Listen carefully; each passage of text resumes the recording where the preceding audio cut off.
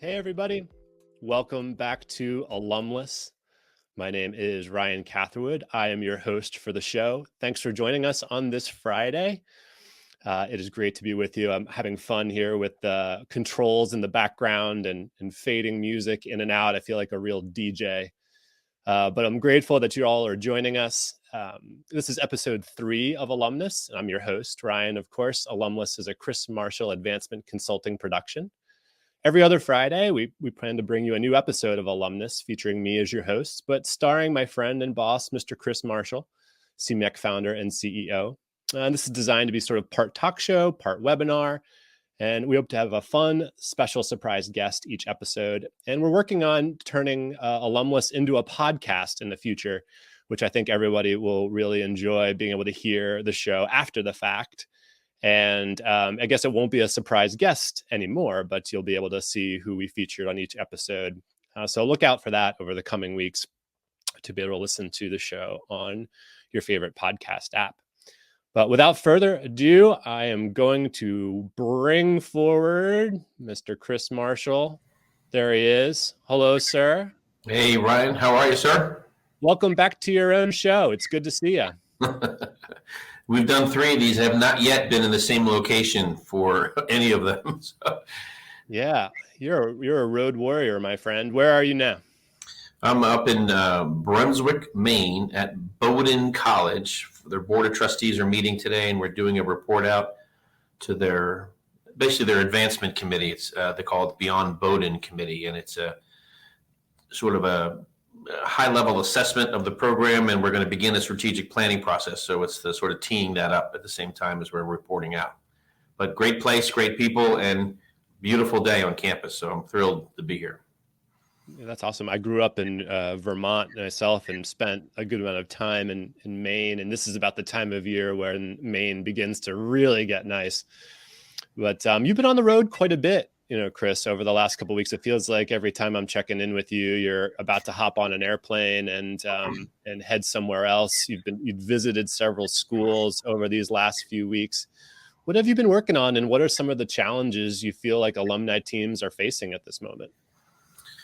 Well, it normally, as you know, there's a part of the fall, October-ish, and then April, May-ish in the spring, where it's like board meeting season, where alumni boards meet and boards of trustees meet. And it's not uncommon when you get to the point where you have multiple clients, they all want you to come to their campus on the same day, literally. And so I've been doing a lot of that, hopping around to board meetings and presenting updates and so forth. And it's, we're also hopefully coming out of COVID for the 5th time, I think, but it feels a little bit more normal now when you get on airplanes and, out and about. I think people are looking for some in-person contact too. So there's like sort of an acute need that has been built up on top of having a board meeting season. Those 2 things together have brought me out on the road quite a bit. In terms of the other things, schools I'm seeing, the places that I'm visiting and what clients are working on, of course, are things getting ready for commencements. They're already happening in many cases, big reunion programs around the corner for many cases, and many clients this weekend coming up, a bunch of different institutions, and over the next several weeks. And then the last thing I'll say that's sort of been on the radar, we talked about it a couple weeks ago in our last show, is the whole hiring talent, search for talent. How do we find the right people, and how do we do it quickly, and how do we have agile work environments that allow people to take roles? That doesn't mean they have to be in the office every day, kind of thing. So all those 3 main reasons are what's getting me out on the road quite a bit right now. But the good thing about these roles, as you know, Ryan, is you can turn the volume up or down, and I'm going to turn it down after June. And July and August, I'm going to be home, which will be welcome change. So that is one of the nice things about being a consultant, is some level of flexibility, right, with where you work and how often. I wanted to mention, for those that are checking us out on LinkedIn at the moment, we can see your comments here in our StreamYard interface. So if you're watching, please don't hesitate to say hello. Any questions for Chris or our special guest today, go ahead and pop them in the comments and we can answer them in real time. Yeah, let us know who's here. Just check in, say hey, and it's fun to see the names pop up. So if you're here, let us know. We'd love to say hello back. Yeah. Well, as people are doing that, Chris, we wanted to put together a show incorporating diversity, equity, and inclusion themes, and talk about them more in broad alumni strategic planning terms, as these are really important themes that lots of schools are working on. How are you seeing alumni and donor engagement teams tackling this important work? Yeah, it's come up. I think we're around a dozen strategic plans this year that we've done, and of course, it's come up in every single one. What's interesting is that you often see it talked about as a main priority, sort of a vertical, if you will. Like if you have a series of priorities, they stand up as your vertical. I'm sort of a visual person. I think of them those ways. And then there's other places where they have their priorities, and then the DEI thing is a horizontal that cuts across all the priorities. And in one case, I worked with a client who had it in both places. They had it vertical and horizontal. It's that important that we need it in both, thinking about it in both ways. So I'm seeing all those scenarios pop up in every single one. It's often one of the highest, if not the highest thing put on the list. And I think I'm also seeing it's in my time doing this, and there's periods where it was sort of given a lot of lip service. We're moving now to some real action. We're seeing programs. We're seeing communications, volunteer structures, events, the hiring process, critical here. But even staff development, serious staff development around these issues is something that's been a lot different. And the other thing I'll add here is that a very broad definition of diversity. When we say that, it means certain things to certain people, but in the broadest sense, we're getting more and more people more and more of our clients are thinking about it in diversity in all ways. Yeah. So that's where I'm hearing it from. That sounds right to me. And thank you, Sally, Kurt, and Michael, for chiming in. Great to have you joining us for the broadcast today. Any thoughts or comments, of course, along the way, don't hesitate to pop them in the chat. Chris, I think that one of the most common traits of an organization, perhaps of an advancement team or alumni association, is that they seem to be executing successfully in bringing to life these strategies. What are the common traits of those organizations that are doing this planning and execution successfully? Yeah, in every institution, the first thing I was thinking when you showed me the questions for today, it starts with leadership. I mean, it's got to be at the very highest, the chancellor presidential level. That's a common theme you'll find at every place. But you're also going to find a champion of that same approach in your vice chancellor, vice president, and then in your alumni leaders. So it starts with the top. It's a mindset. It's not a box that we check. It's a mindset that we have. And it's a part of the mindset is that this work is never going to end. We're going to be doing this, and we have to be thinking about it forever. And everything we do, every way we do our work. And the other, if I had to give you three very tangible things, we're seeing more and more dedicated staff towards these issues, dedicated budget, and extreme clarity articulated through a strategic planning priority often that this will be a focus of what we do for our underrepresented populations. And those, if you put those three together, leadership from the top, a mindset that's been embedded into the culture, and the dedicated staff, budget, and clarity and a priority articulated in such a way that we're going to go after this. Those are the places, if you find those, whatever those are, 5 or 6 things I just mentioned, you're going to find a program that's having success in this area. That's awesome. Yeah, I think that's right on the money, Chris. And I think now is a good time to bring in our special guest for today. We're going to have a drum roll. We need a drum roll sound effect. Right. Yeah, I don't know. Maybe there is one here in the control panels. And there he is. Hello, Matthew Winston. How are you? You are still on mute, my friend, but it is great to see you. Well, I was still on mute because I didn't think anyone really wanted to hear what I had to say. So.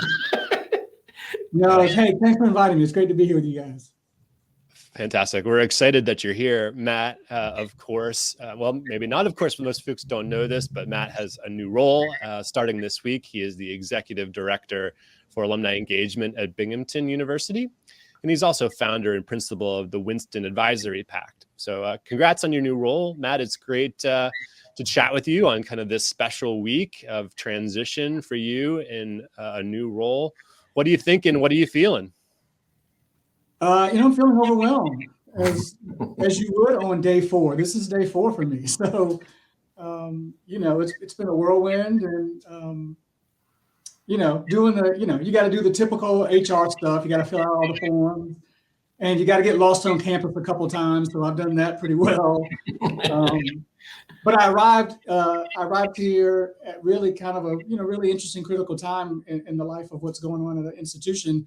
It's we're coming up on kind of graduation season, and so last night spent a lot of time on campus. It was a major campus tradition event where the president salutes the graduating seniors with a champagne toast, and we really we prep those students for official alumni status, and then commencement ceremonies are literally on the way. I mean, I just got back from the first of 10 here, and so to come do this webinar. So it's been great, but I'm happy to be where I am, and looking forward to the good work we're going to do together at Binghamton University.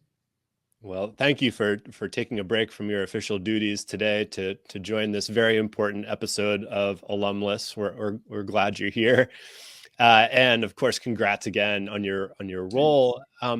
At Virginia Tech, and then as a consultant, Matt, you sort of specialize in helping universities build stronger communities of color and difference and execute on broader strategies for diversity, equity, and inclusion. Again, I know it's early, of course, in your new role there, but how do you think you can bring some of your expertise to your role at Binghamton? Well, Binghamton, like first of all, this is a great institution. Let me go ahead and do the commercial if you let me do the plug. Please. And it's got all the stuff that alumni leaders like us would really want, right? It's got a great staff, great dedicated staff, passionate alums, focused and committed volunteers, and the strategic focus really from top to bottom is on engagement not being a value add, but really being a core principle to success, and which is really kind of interesting because this university in itself it's relatively young. It was only founded in 1946. And the advancement operation is in an infancy stage itself, right? Its first major gift kind of campaign only came in the late 90s. So there's a lot of opportunity here for us to build a program here where alumni engagement hopefully can really drive overall success. But I think this school is, like many other schools, and I did get to hear what Chris was talking about early, it falls in line, right? It's still a school that's hungry to get better at embracing the expanding diversity of their campus community, right? And to hopefully we can match our alumni engagement outreach to our alumni profile. Everyone gets more and more diverse every semester with each graduating class. We get younger. We graduate more students of color and difference. We get more international, right? And so, what I hope we can do is, like I've tried to preach to other places, and like I've done in other places, just to build a program where we embrace and engage alums of every race and background and perspective, hopefully to get them to remain connected, to be active advocates for the institution, to be volunteers, and to be ambassadors for their alma mater. Just follow, if you don't mind, how most of the places I look at in the Northeast are increasingly diverse in their student body, and in some cases, extreme diversity. Place I'm at right now, at Bowdoin College, and for example. But when you look at the alumni population, it's much more homogenous. I mean, and is Binghamton in that same boat? How would you describe your situation there? Yeah, I mean, that's probably the case here, but it changes over time because like I said, the students get more diverse, and so next semester the alumni body will be more diverse than it was last semester, and so the key is how do you sort of get all of those new students and the new alumni population that's more diverse. How do you very actively get them engaged? And you have to be very deliberate about it, right? I think it's easy, but you just have to be deliberate and committed. And if you apply that same energy that you do toward, athletics or to your majority populations, then you can get it done. It just takes effort. And I know kind of what you were talking about, meeting with groups and doing strategic plans and people talking about how diversity is integrated this way and this way. And you need budgets and you need commitment and you need strategy to do it. You just got to do that. And hopefully the work that you're doing and the work that I certainly have tried to do, you're getting people to understand if they put energy and resources into those commitments, you can see success. But here's my last point. You've got to be, you got to sort of inculcate that there will be no real immediate return on expectation because it's a long game. Yeah, that makes a lot of sense, Matt. And best of luck as you work through those really challenging initiatives there. It will take time. And I think, of course, Chris, one of the things that you've done a lot is help clients, right, over the years as their newly hired alumni leaders, establishing a footing in a new role, ushering in new strategies, points of emphasis. If you're Matt in his new role, or really you're any new alumni leader anywhere, how do you plan out your first few months? Yeah, I always encourage new leaders to do a 30, 60, 90-day plan. Write it out. Be perfect. The 30 is pretty clear. 60 is a little fuzzier because it's going to change when you go through the first 30, and the 90 a little less concrete. But you want to have it spelled out of what you want to accomplish. I think it's. You got a question from Kurt popped in. Let's make sure we answer that. Here's what I tell people. So the 30, 60, 90-day plan, ask a lot of questions, spend, listen more, talk less would be something I would say to everybody, and get to know the culture, get to know the place. I actually tell people, if you didn't go to school there, take campus tour, take it multiple times from different people so you can hear how people talk about it. So for me, it's assessment. It's meeting everyone that you need to, both internally and externally. And that list could be very long and needs to be prioritized and, scheduled around those 30, 60, 90 days. Again, ask questions, listen.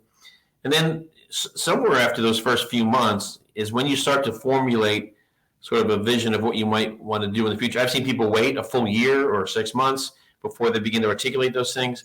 But all of them, Matt, I'd love to hear your thoughts of kind of how you approached.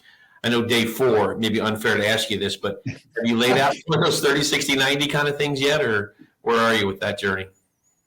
In my head, I've got the 30, 60, 90, and I actually have written it down, but, kind of like what you said, until you sort of get the flow of the campus and learn the community and the people, it's probably a little difficult for me to say right now that I know exactly what I want to do. I know what I want to accomplish. Yeah. And so, but I'm going to, as always, I'm going to take your advice and maybe implement it a little bit more tightly than I had planned to. I also think it's critical, Matt, in anyone's first 30, 60, 90 days is to bring in outside counsel to help them think through those things. Very critical. You're definitely going to want to do that. You got anyone in mind?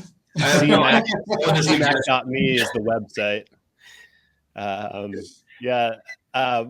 Just thinking about Matt, one of the things I remember best about starting my tenure at Longwood University was I dug into some of the old yearbooks and some of the old editions of the student newspaper.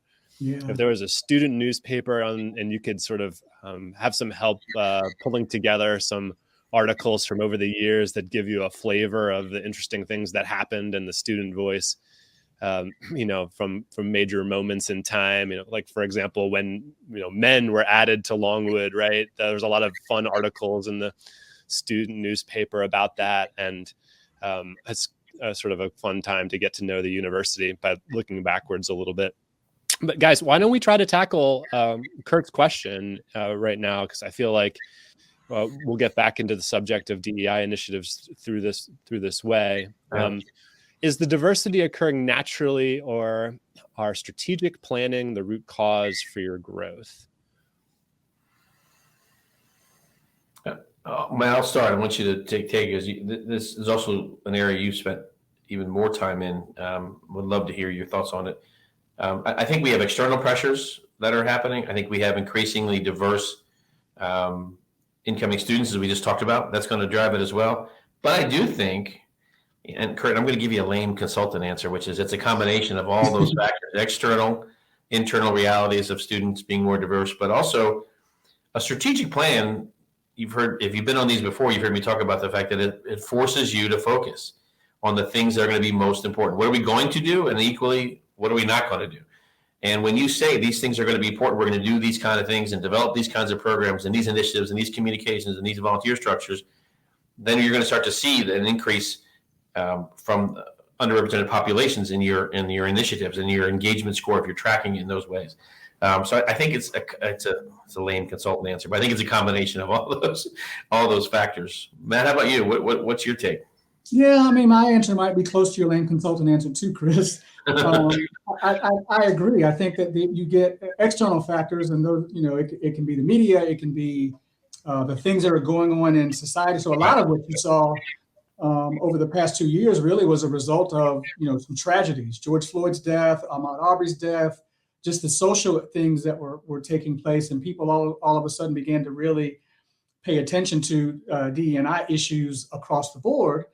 And then you've got the internal pressures, and some of those internal pressures are actually from your alums, the alumni population. So both at Virginia Tech and my time at the University of Georgia, so much attention and pressure to be more diverse and just sort of outreach and how alums can get involved and act and be active came from the former students, whether they were 2 years out or whether they were 30 years out.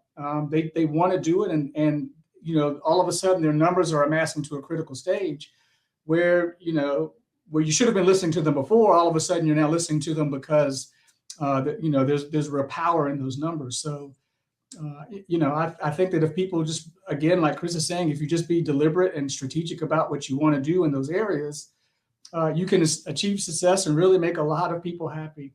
And some of those pressures also come from like corporate entities, right? One of the messages that we preached at Virginia Tech while I was there was corporations were coming to us and saying, we're not going to recruit your students because they're not having a diverse experience.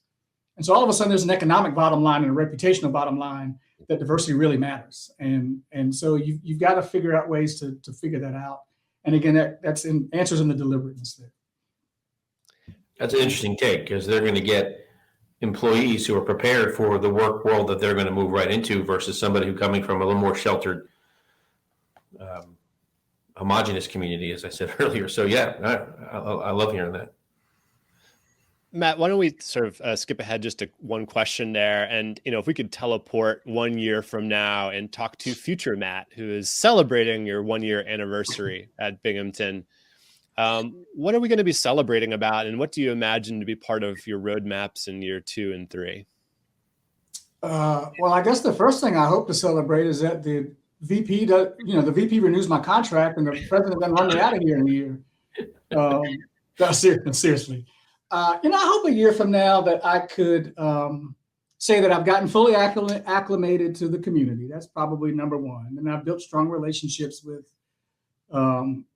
especially university leadership and our board, right, our volunteers.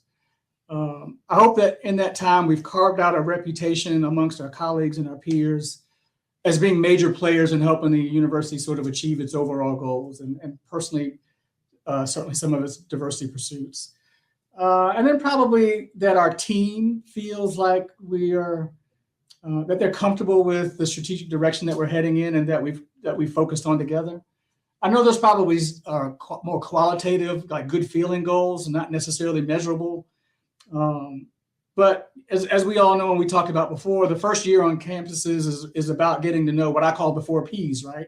People, places, politics, and perspectives. And you got to get a feel for the cyclical nature of what's happening on your campus community. So, I'll be in observation and evaluation mode for the immediate future, but I hope that by the time I get to the second go around the sun, that a lot of those, just the good feeling and approach to the appreciation for the alumni operation is that it's a major player in the university's efforts to be successful. Yeah, thank you. And I'm sure you will get your contract renewed. Best wishes, of course, as you work through all those challenges in your first year and plan for many successful years ahead. Yeah. Chris, our original plan was to sort of circle back to sort of DEI issues and sort of conclude the show in that area. But I think, it is May, right? It's the graduation time of year. It's that time of year when strategic planning is going to begin occurring over the summer. You were once a alumni director, right, at Lehigh and then at Cornell. And of course, you've been working with schools as they try to take advantage of time not in session as the administrative team. Yes, take some vacation, of course. But first, Chris, maybe we can ask you, how did you think about this part of the year and then looking forward to the fall again as you were doing planning work? And maybe, Matt, maybe you could chime in on that too, how you're thinking about just the next couple of months and what you hope to be sort of bringing to life as the school year resumes again in the fall. I'll do a quick one, Matt. Love to hear your thoughts here. For me, the immediate and this time of year at both Lehigh and Cornell was to survive reunion weekend. Major thousands of people, 5,000-6,000 people at Cornell events that, all the lead up and the execution. That's just very short. A little bit longer, into the summer. There's a slight slowdown. You never really stop. There's a little slight slowdown of activity over the summer months, and it gives you time to pause. If you haven't done strategic planning in a while, to do one. But if you have done one, it's a time to sort of think about what's the annual version of that plan that we're going to execute in the coming year. That's the great time to do that. And then using the time to operationalize that as you get closer to the fall. The other thing you said in sort of a quick comment, I think is even more acute and important now than ever is vacation. Everybody, every client, everybody I'm working with right now is tired. And people need to take a break, unplug, untether, throw their phones away for a week, leave them behind, and really take some time. More acute than I've ever seen it now coming out of COVID. So please do that. Matt, how about you? Short and a little bit longer term. Yeah, I'm going to probably certainly spend the like you said, the summer. I really need to get to know my team and know what they're doing and get their ideas. Because, part of my, you said 30, 60, 90, part of my 90-day plan is to kind of unveil to the board and to my team, all right, this is how I think we should be doing things. Now, that doesn't mean we'll do them that way, but here's Matt Winston's vision and here's why I think you brought me here. So they'll be, during the learning phase, I'll be doing that, and that'll run us right into the fall, right? We'll be into our fall season. Homecoming is a huge effort here in the fall, and so I'm going to watch and participate in that, and hopefully mold that into, things that I think are strategic.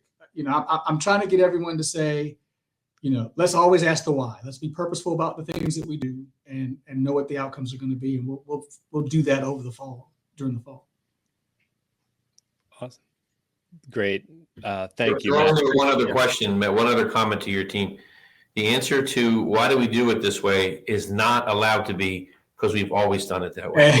Exactly. Yes.